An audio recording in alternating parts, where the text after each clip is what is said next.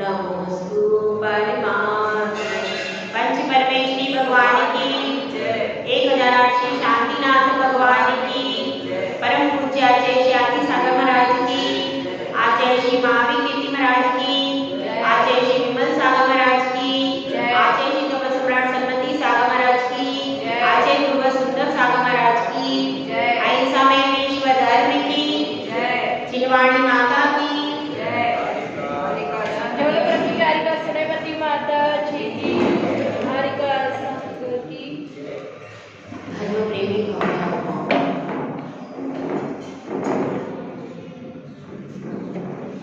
किसी के पास कोई वस्तु होती है और किसी के पास कोई वस्तु। समान वस्तु हर व्यक्ति के पास नहीं होती। जिस प्रकार से समान शरीर भी हर व्यक्ति का नहीं, और कोई व्यक्ति उसी वस्तु को दे सकता है जो उसके पास, जो चीज जिसके पास नहीं है वह उस वस्तु को दे सकता है क्या? नहीं दे सकता। इसी प्रकार से आचार्य पूज्यपाद भगवंत अपने स्थान पर बैठे हुए हैं और वे भव्य जीवों को उपदेश देकर उनके जीवन का कल्याण कर रहे हैं। कल्याण करते करते बहुत दिन हो गए। उस प्रश्न कुमार भी अपने प्रश्न लेकर के रोज उपस्थित हो रहा है। उसके हृदय में वैराग्य का अंकुर तो फूट गया है, लेकिन अभी उसमें क्या हुआ है, मगर वह उस अंकुर का रख रखाव नहीं कर पा रहा, उस पर ओट नहीं लगा पा रहा, इसलिए वह अंकुर फलीभूत नहीं हो पा रहा। हमको भी अपने अपने अंकुर को फलीभूत करना है कि नहीं? अंकुर को फलीभूत करना है तो उसके ऊपर संयम की, तप की ओट लगानी पड़ेगी। यदि उस पर ओट नहीं होगी तो कोई भी जानवर आकर उसको खा जाएगा, अथवा तेज हवा चलेगी, तेज पानी गिरेगा तो उससे वह नष्ट हो जाएगा। तो उसको नष्ट होने से बचाने के लिए क्या करना पड़ेगा? तप और संयम की ओट उसके ऊपर लगानी पड़ेगी। ऐसा ही विचार करता हुआ वह कृष्ण कुमार बहुत सारी बातों को सोच रहा है। अब उसके हृदय में बार बार वैराग्य हिलोरे लेता था। पहले तो घर परिवार के मोह हिलोरे ले रहा था, लेकिन अब धीरे धीरे संगति का असर पड़ता है।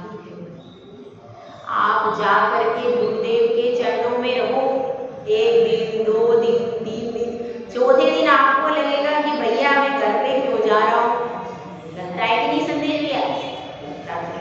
तो चौथे दिन अपने को लगने लगता है, और आधे घंटे 15 मिनट को जाए तो इतना नहीं लगे, लेकिन 2, 3 दिन, 4 दिन रह लिए, और वह कितने दिन से रह रहा है भैया? 21 गाथाएं आपकी हो गई है, तो 21 गाथा एक दिन में 2 गाथा चली तो भी समझो 11 दिन तो हो गए। तो इतने 11 दिन से जो रहेगा तो उसके ऊपर प्रभाव तो पड़ता है। जिस प्रकार से कमल पत्र पर पानी की बूंद भी सूर्य के प्रभाव से, धूप के प्रभाव से मोती जैसी चमकने लगती है। चमकती है कि नहीं? चमकती है। किसकी संगति से?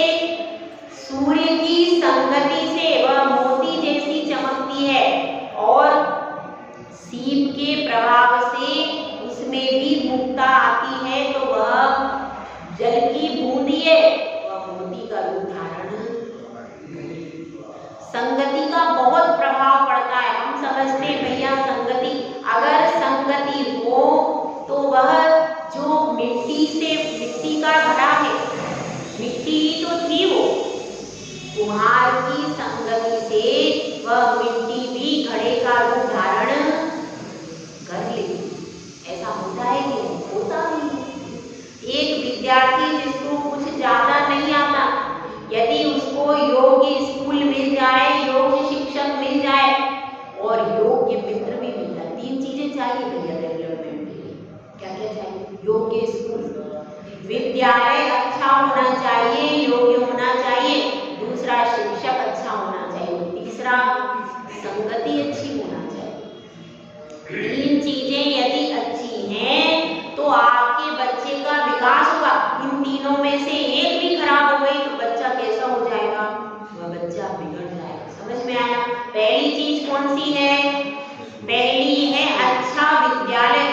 जिस विद्यालय में उसको पाश्चात्य सभ्यता ही सिखाई जा रही है, जहाँ पर क्या सिखाया जा रहा है?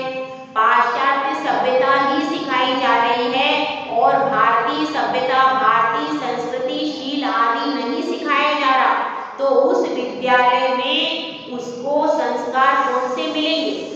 पाश्चात्य सभ्यता के संस्कार इतने डीप में उसके डल जाएंगे कि उसके बाद वह भारतीय सभ्यता का, माता पिता का आदि का मान सम्मान नहीं करेगा। क्यों? क्योंकि विद्यालय में ऐसा सिखाया जा रहा है, वहीं से उसके संस्कार डल गए। दूसरी चीज क्या है? इसीलिए जो क्रिश्चियन मिशनरी चल रही, जो कि ईसाई मिशनरी चल रही है, उनमें यही संस्कार इंटरनली डल जाते हैं, जिसके कारण वह बच्चा वहीं पर विवाह के संस्कार प्राप्त करके, वहीं पर विवाह आदि करके फिर घर में आता है। ये संस्कार कहाँ से आए? वहीं से, स्कूल में ही संस्कार मिल गए उसको। स्कूल में सब तरफ से माहौल ही ऐसा है, बॉयफ्रेंड गर्लफ्रेंड, तो बच्चा बचपन से सीख जाता है। 5वीं क्लास के, 4थी क्लास के बच्चे भी कितना जानते, लेकिन उनको यही संस्कार पड़ता है, तो आगे जाके ये संस्कार डेवलप होता है और वो अपनी इच्छा से विवाह आदि कर लेते। तो स्कूल ऐसा होना चाहिए जिसमें शील को सिखाया जाए, स्कूल ऐसा हो। और दूसरा क्या है? दूसरा है शिक्षक अच्छा। यदि स्कूल थोड़ा सा खराब भी है, यदि शिक्षक अच्छा है, शिक्षक अपने बच्चों को टोक रहा है कि भाई यहाँ पर ये चीज नहीं करना, ऐसे पालन करना, अगर स्कूल थोड़ा सा खराब है परंतु शिक्षक अच्छा है तो भी बच्चे का डेवलपमेंट अच्छा हो। और स्कूल भी अच्छा है, शिक्षक भी अच्छा है, लेकिन संगति अच्छी, जिन मित्रों के साथ में बैठता है वह व्यसनी मित्र है। कोई शराब पीता है, कोई गांजा पीता है, कोई अफीम खाता है, कोई पढ़ाई करता ही नहीं है। तो ऐसी संगति में यदि आपका बालक तो अच्छा है, वह खराब नहीं है, आप दोनों भी संस्कारित हो, माता पिता भी संस्कारित हो, बालक भी संस्कारित हो, लेकिन उसकी संगति कैसी हो गई? संगति ऐसी हो गई, इस वजह से वो अच्छा बालक भी उन खराब बालकों के बीच में बैठता बैठता एक दिन कुछ ना कुछ तो सीख ही जाएगा, और कुछ नहीं तो गाली देना तो सीख ही जाएगा। सीखेगा कि नहीं? उन्हीं बच्चों के साथ में जिनको पढ़ना लिखना नहीं है, इधर उधर घूमना है, पिक्चर जाना है, अथवा नशा करना है, कोई गलत चीज का व्यसन है, तो ऐसे बच्चों के साथ में बच्चा तो अपना अपना तो अच्छा है ना, लेकिन इन सब की संगति से वह बिगड़ेगा भी नहीं, वह बिगड़ जाएगा। उसको कोई ना कोई शराब मांस का व्यसन लग जाएगा और अपना अच्छा बच्चा भी विकास की राह पर न जाकर के स्वास्थ्य का भी सत्यानाश कर लेगा, पढ़ाई भी नहीं कर पाएगा और पूरे जीवन भर दुखी रहेगा। वो सुखी हो जाएगा क्या? इसलिए तीनों चीज जब अच्छी होती है, और दो चीजें तो अच्छी होना ही चाहिए, एक तो शिक्षक और एक संगति। शिक्षक अगर अच्छा हो और संगति अच्छी हो, और यदि तीनों चीजें नेगेटिव है तो माता पिता को क्या करना चाहिए? सबसे पहले किसको हटाना चाहिए? सबसे पहले संगति को हटाओ, सबसे पहले उन मित्रों की संगति से उसको हटाओ, उस क्लास से उसको हटाने की कोशिश करो, और यदि ये संभव नहीं है तो स्कूल बदल लो, लेकिन उस मित्र के, उन लड़कों के साथ में अपने बच्चे को, यदि बच्चे में लग रहा है आपको कि एक भी मित्र कुसंगति वाला आ गया है, तो फिर क्या करना चाहिए? या तो अपने बच्चे को समझाओ कि देखो उसकी संगति नहीं करना। फिर बच्चे पर नजर रखो, कहीं हमारा बच्चा उसकी संगति तो नहीं कर रहा। और अगर बच्चा नहीं मान रहा है तो आपको स्कूल से बच्चे को निकाल लेना चाहिए। भले ही वो अनपढ़ रह जाएगा तो अनपढ़ बच्चा अच्छा है, कम से कम व्यसनी बन के अपने शरीर का नाश तो नहीं करेगा। तो वह बच्चा अगर कम पढ़ जाएगा तो कम से कम जीवित तो रह जाएगा। और अगर कुसंगति में पढ़ गया तो वह व्यक्ति जीवित भी नहीं रह पाएगा, क्योंकि 40 साल के बाद सारी ये शराब है और गलत चीजें ये अपने प्रभाव को छोड़ने लगती। तो इसलिए ऐसी अवस्था में सबसे पहले अगर किसी चीज को बचाना है तो क्या है? संगति। यदि शिक्षक ने कम भी पढ़ाया तो बहुत कुछ नहीं गया, स्कूल थोड़ा सा खराब है तो भी अपना बहुत ज्यादा नहीं है, लेकिन अगर संगति खराब हो गई उसकी तो अपने बच्चे का पूरा जीवन नष्ट हो जाएगा। वर्तमान में जो परेशानियां आ रही हैं उनमें मुख्य कारण क्या है?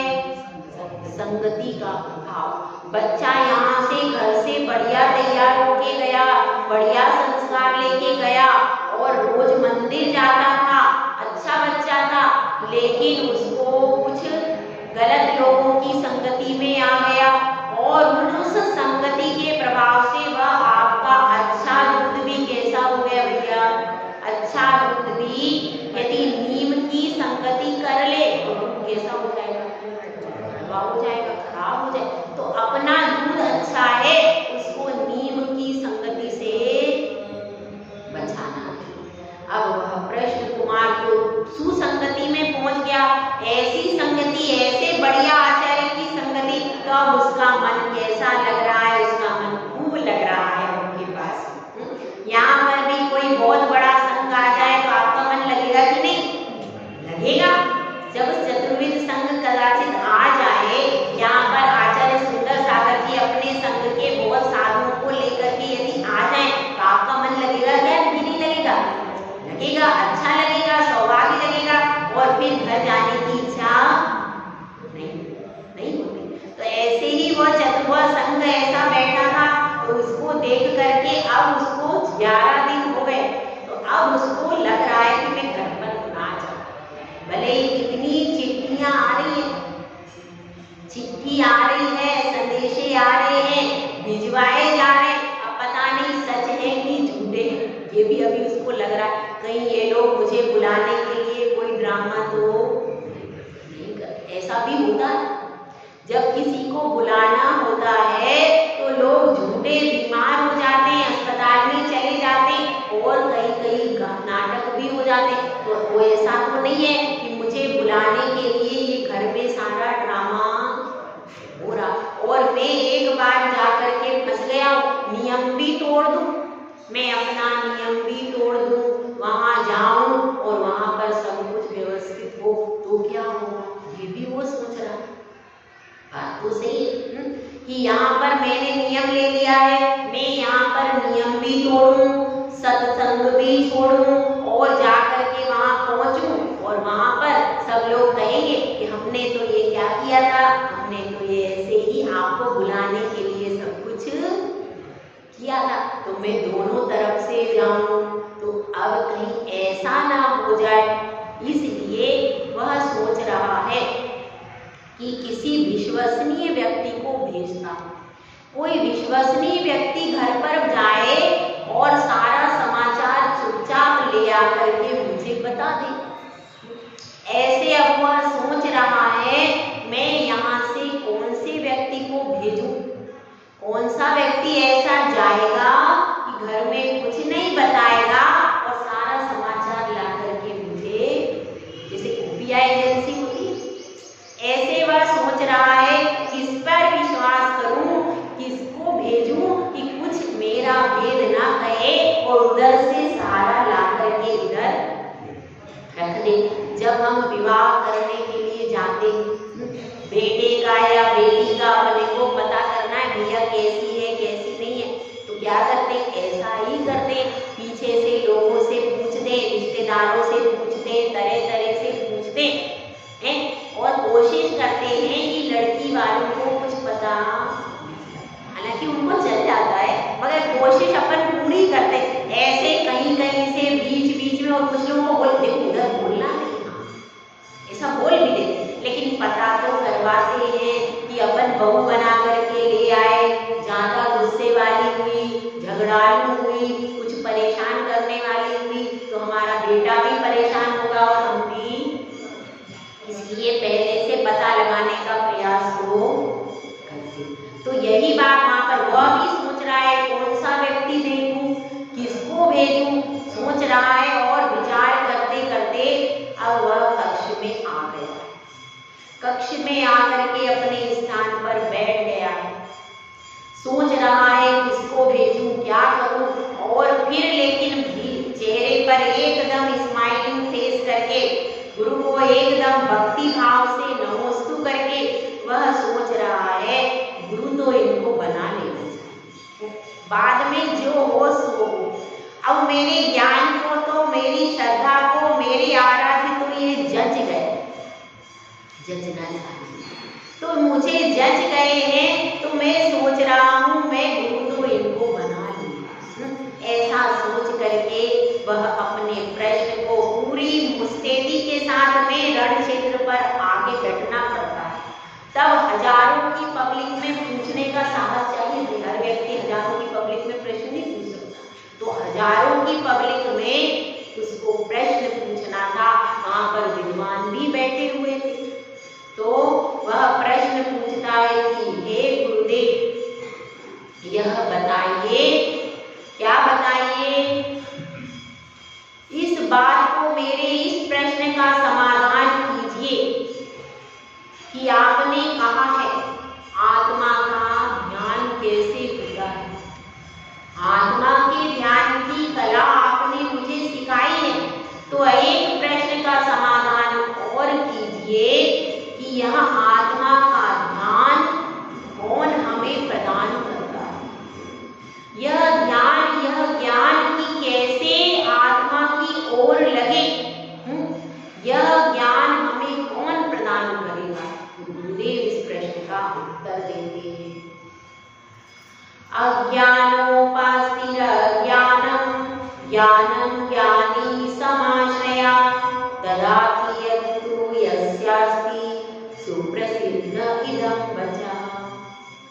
गुरुदेव कह रहे हैं अज्ञानी की उपासना करने से अज्ञान उत्पन्न होता है, और ज्ञानी के समाश्रय, ज्ञानी का आश्रय लेते हैं तो ज्ञान उत्पन्न होता है, ज्ञान प्राप्त होता है। ददाति यस्तु यस्यास्ति, जिसके पास जो होता है वह वही देता है। सुप्रसिद्धम इदं वचः, यह वचन सुप्रसिद्ध है। सही है कि हम मार्केट में जा रहे हैं, मार्केट में जा रहे हैं, हमको क्या खरीदना है, हाँ लीजिए बताइए, मार्केट में चलते क्या खरीदोगे,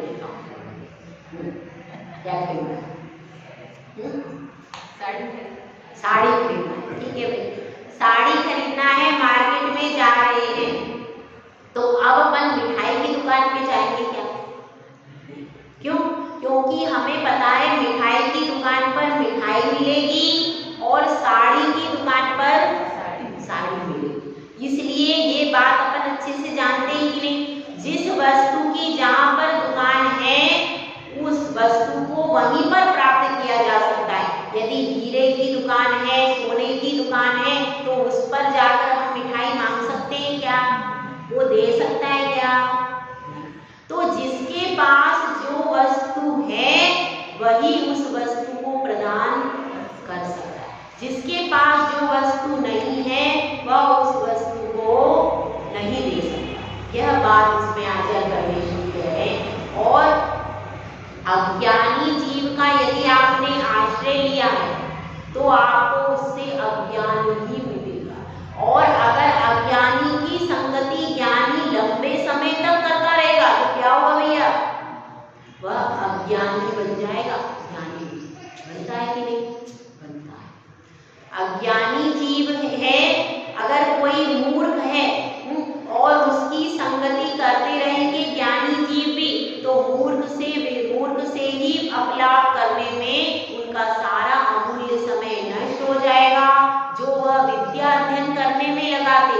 फिर वो पढ़ाई में पिछड़ जाए। इसलिए अज्ञानी जीव की संगति भी नहीं करना। आप सभा में बैठे हो, कोई उसमें महिलाओं में भी कोई महिलाएं ऐसी होती हैं जो व्यर्थ की चर्चा करती रहती है तो खत्म ही नहीं होती। कहीं रसोई की चर्चा चल गई तो रसोई की व्यंजन ही बनाए, चौके में तो नहीं बनेंगे, वो वही बन जाते हैं, एकदम चर्चा में पूरे तैयार हो जाते हैं। ठीक है, वही व्यंजन बन गया।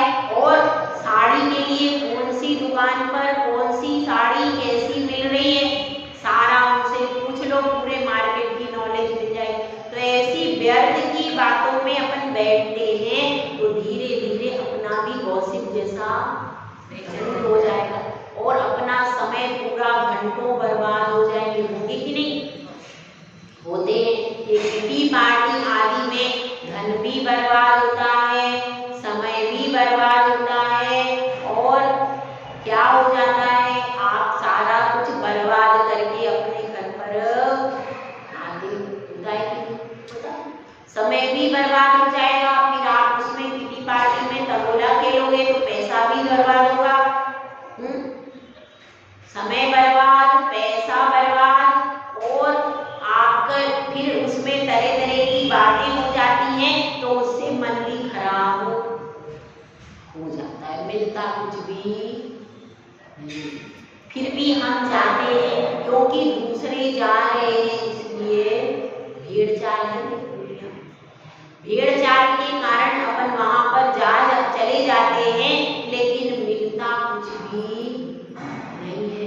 इसके बदले में यदि कहते हैं कि भाई पूजा करो, भगवान की भक्ति करो, प्रवचन सुनो तो उसमें आना पसंद नहीं करते। वहां पर किटी पार्टी में कितने सारे लोग मिलेंगे, बहुत मिलेंगे, लेकिन यहाँ पर आने में लोगों को परेशानी होती। तो सत्संगति दुर्लभ है और सत्संगति में बैठने वाला भी दुर्लभ है भैया।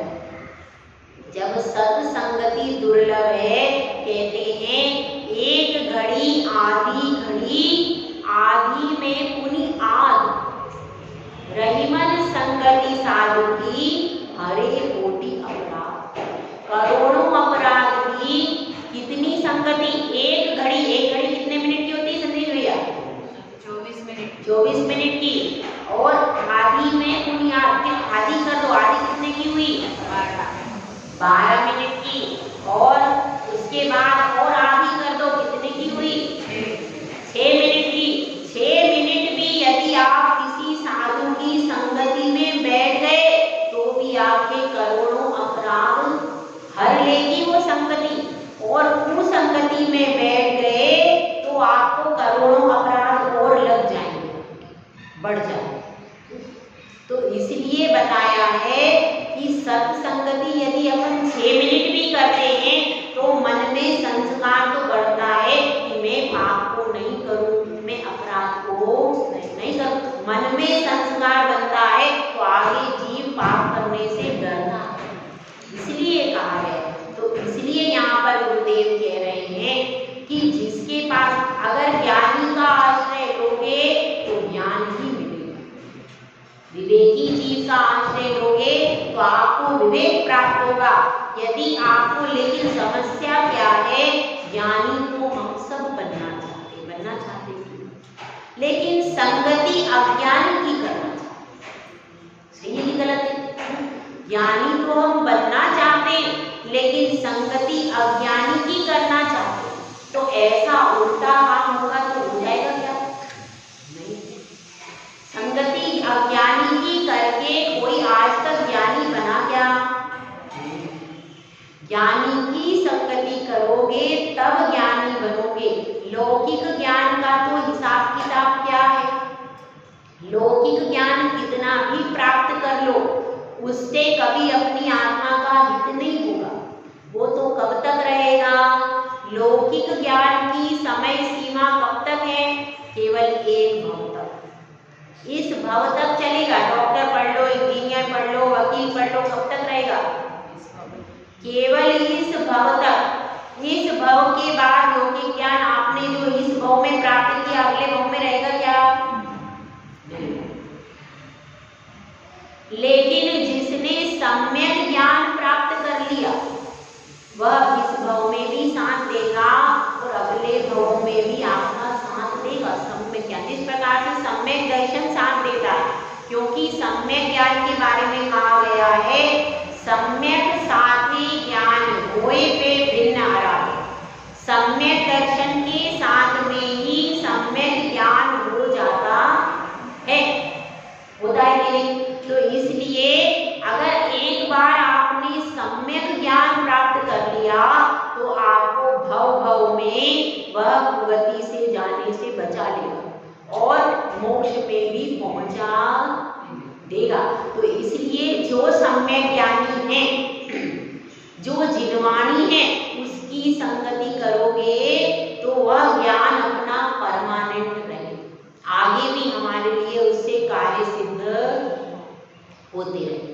और लौकिक ज्ञान में आप कितनी भी मेहनत कर लो, सबसे ज्यादा मेहनत तो हम लौकिक ज्ञान के लिए करते। अपने बच्चों को बताओ, रात भर बच्चे बैठ के पढ़ते रहते, घंटों घंटों सीए कर रहे हैं, डॉक्टरी कर रहे हैं, इंजीनियर कर रहे हैं, और जिनवाणी के पास तो लाते ही नहीं, साधु के पास तो लाते ही। जो परमानेंट सॉल्यूशन है वो तो अपन करवाते ही नहीं, टेम्परेरी सॉल्यूशन के लिए उनको रात रात भर बोझ डाल के गधे जैसा रात भर पेलते कि नहीं? रात भर पढ़ते भैया बच्चे, परीक्षा में पास हो। कितनी रुचि, ऐसी रुचि यदि जिनवाणी के स्वाध्याय में लगा दो तो बच्चा तो तुम्हारा तिर जाएगा भैया। कहाँ लगाते हैं? महाराज के पास क्या करोगे जाके, मंदिर में क्या करोगे? दिन भर बस पढ़ाई करो, यही संस्कार डालते हैं। क्या करना पापा, बच्चा तो छोटा था, आपने क्या संस्कार डाला? स्कूल जाओ, पढ़ो, रात भर पढ़ो। क्या करना है आपको? केवल स्कूल की परीक्षा पास करनी है, बस, और कुछ नहीं करना। मेहनत किसमें करनी है? वो जो लौकिक पढ़ाई है उसको पढ़ने में ही अपना पूरा उपयोग लगाना है, पूरी मेहनत करना है। पहले ऐसा कुछ नहीं होता था अपने जमाने में, लेकिन लौकिक पढ़ाई पढ़ो कि नहीं पढ़ो, मंदिर चले जाओ, मंदिर जाना जरूरी है, माता जी महाराज जी आ गए उनकी सेवा करना जरूरी है, पढ़ाई में नंबर कम आए कोई नहीं जाता, कोई नहीं जाता। मेन उस समय क्या था?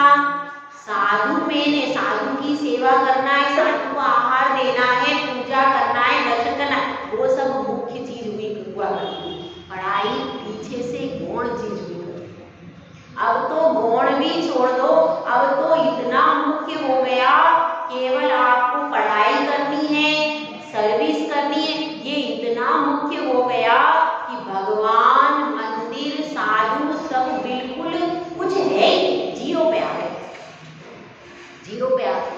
यहाँ पे भी बच्चे हैं कि नहीं? कितने बच्चे होंगे? करीब करीब बहुत बच्चे। तो मगर अब क्या हो गया?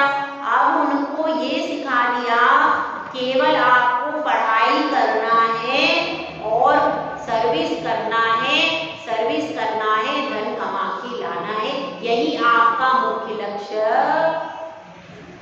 यही सिखाया जाता है। स्कूलों में तो सिर्फ इतना ही सिखाया जाता है, उसके आगे का जीवन हमें स्वयं सिखाना चाहिए कि भाई यही जीवन नहीं है। पढ़ाई कर लोगे, सर्विस कर लोगे, वो तो एक कोई भी कर लेगा, कोई भी, हर व्यक्ति यही कर रहा है। जो जैन है अथवा नहीं है, अन्य धर्म का भी है, वह भी तो यही कर रहा है। फिर हमारा जिन कुल और अन्य का कुल में अंतर क्या आ गया? वो भी पढ़ाई कर रहा है, वो भी परीक्षा दे रहा है, वो भी धन कमा के घर में ला रहा है, हमारा भी ला रहा है। तो अंतर क्या? अंतर है यह जिनकी हीरा है, इस हीरे की परख क्या हमारे बच्चों को है? क्या हमने कराई कि भाई मुख्य चीज ये है, मंदिर, भगवान और साधु, ये मुख्य चीज है। यह पैसा कमाना, पढ़ाई करना, सर्विस करना, ये मुख्य चीज नहीं है। ऐसा सिखाना चाहिए कि नहीं? यही सिखाना चाहिए, यही पहले सिखाया जाता था। अब क्या सिखाया जा रहा है? अब उल्टा सिखाया जा रहा है। तो यह जो हमारी शिक्षण है, इसमें उल्टी शिक्षा ग्रहण हो रही है। इस वजह से वे बच्चे बेचारे भ्रमित होकर के अपने पूरे जीवन भर दुखी रहते, क्योंकि धन कमाते कमाते बीमारी हो जाती है, कुछ का कुछ खाते हैं, शरीर में बीमारी हो जाती है और अंत में दुखी होकर के बेचारे मर जाते, जान ही नहीं पाते कि जिन धर्म क्या है, कौन सा हीरा कौन सा रतन हमें मिला था, जान पाते हैं क्या, उनकी गलती है क्या, उनकी कोई गलती नहीं। तो यहाँ पर आचार्य परमेश जी कह रहे हैं, जो जिसके पास होता है उसको वह प्रदान करना चाहिए। वह जिनकुल में अगर कोई व्यक्ति आया तो आपके पास संस्कार है तो आपको संस्कार देना चाहिए। इसको माता पिता का, अगर आपके पास संस्कार है कि नहीं जिन धर्म के हैं, यदि आपके पास है तो आपको देना चाहिए। अगर आप नहीं देते हो तो इसमें नुकसान किसका है, नुकसान आपका ही होगा। यदि आप नहीं देते हो तो आपके पास यदि संस्कार है तो उसमें संस्कार डालिए। जिस प्रकार से पाषाण होता है वह गुरु के पास में लाया जाता है तो गुरु उसमें संस्कार डालते सूर्य मंत्र के, तो वह पाषाण कैसा हो जाता है, भगवान बन जाता है, अनंत भगवान बन जाता है संस्कार के माध्यम से। इसी प्रकार से आपको भी बालक में संस्कार डालने चाहिए। यह संस्कार जिसके पास जो होता है वह नहीं दे रहा। यह काम अपना था संस्कार डालने का माता पिता का, तो हम वह काम कर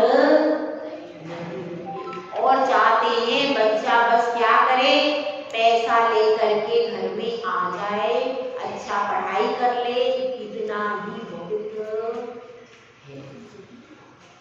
यह जो चीज, यह जो उल्टी धारा बह रही है, इस उल्टी धारा को सीधी में कन्वर्ट करोगे तब जाकर के जो जिन धर्म है उस धर्म का स्वाद बच्चा भी लेना चाहिए। भैया आपने तो लड्डू खा लिया, हाँ लक्ष्मी माता, तुमने तो लड्डू खा लिया और पोता बेचारा भूखा रह गया, ये गलत बात है भैया। अपन तो लड्डू खा ले, लक्ष्मी माता तो लड्डू खा ले और पोते को दे नहीं, तो पोते को भी खिलाना पड़ेगा। जिन धर्म का जो लड्डू है, कहते ना अनंत भगवान क्या है, लड्डू, और सिद्ध नाम खीर, ये भजन है ना कौन सा, अनंत नाम लड्डू और सिद्ध नाम खीर, घी है कि खीर है, सिद्ध नाम खीर और साधु नाम मिश्री, तो गोल गोल है। तो अब ये सिद्ध अनंत सिद्ध साधु है, जब ये मिश्री है, लड्डू है और खीर है, तो अपन तो क्या कर रहे हैं, अपन तो ये सब अनंत सिद्ध और साधु की मिश्री लड्डू सबको अच्छे अच्छे से खा रहे हैं, हमारा पोता भूखा बैठा, तो अच्छी बात नहीं है लक्ष्मी माता। अपने पोते को भी पूरा खिला देना, लड्डू खीर और घी सब खिलाना उसको।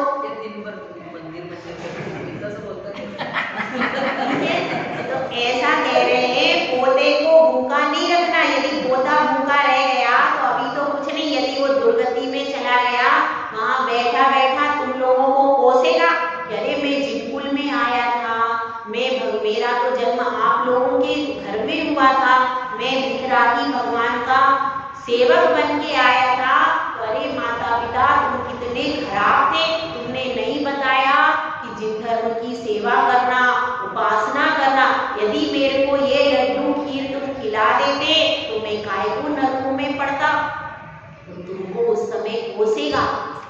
इसलिए उसके कोसने से पहले ही उसको लड्डू खीर घी सब पिला देना अच्छे से। अगर तुम उसको तृप्त कर दोगे तो वह अगले भाव में भी धुआं देगा, अरे मेरे माता पिता कितने अच्छे, उन्होंने मुझे संस्कार दिए, आज मैं स्वर्ग में जा रहा हूँ, आज मैं पंच कल्याणक में केवली भगवान का दर्शन कर रहा हूँ, ये मेरे माता पिता महान है, और बाद में भी तुम्हें धन्यवाद देने को। इसलिए इस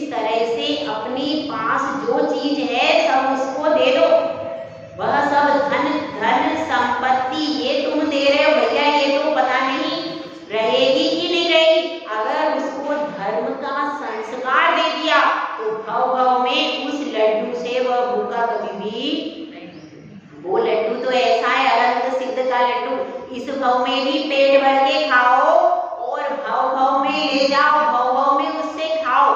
भव भव में एक लड्डू यहाँ भी खा लिया, फिर भी वो खत्म नहीं हुआ, फिर अगले भव में भी अपने को मिठास दे रहा है, अगले भव में भी अपने को तृप्त कर रहा है। तो ऐसा लड्डू खाओ कि बार बार खाना ही ना पड़े। उस लड्डू को खा करके तो एक बार ऐसा खा लो, दोबारा खाने की जरूरत ही नहीं पड़े। अब अनंत भगवान ने कहा भैया अपन ने तो एक बार खा लिया, अब अपने को जरूरत ही, तो अनंत अवस्था में उनको जरूरत ही नहीं, सिद्ध अवस्था में जरूरत ही नहीं। तो ऐसा अपने बेटे को बनाओ कि उनको कभी दोबारा खाने की जरूरत ही ना पड़े।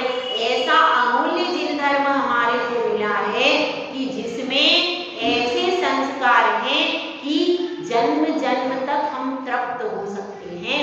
तो इसी चीज को यहाँ पर आचार्य परमेश्वर कह रहे हैं कि अपने पास जो चीज है उसको खुले दिल से लुटा दो, उसको लुटा दो, ताकि सामने वाला भी धनवान बन जाए, धर्मवान बन जाए। धनवान बन जाएगा तो कोई जरूरी नहीं कि लक्ष्मी माता हमेशा रह जाए, रह जाएगी नहीं। लक्ष्मी चंचल है, चली जाएगी, लेकिन धर्म अगर हो जाएगा, धर्म के रूप में उसको संस्कार मिल जाएगा, तो वह कई कई भवों तक संस्कारित होकर अपनी आत्मा का कल्याण कर लेगा। जय गुरुराज, जय सुंदर सागर महाराज।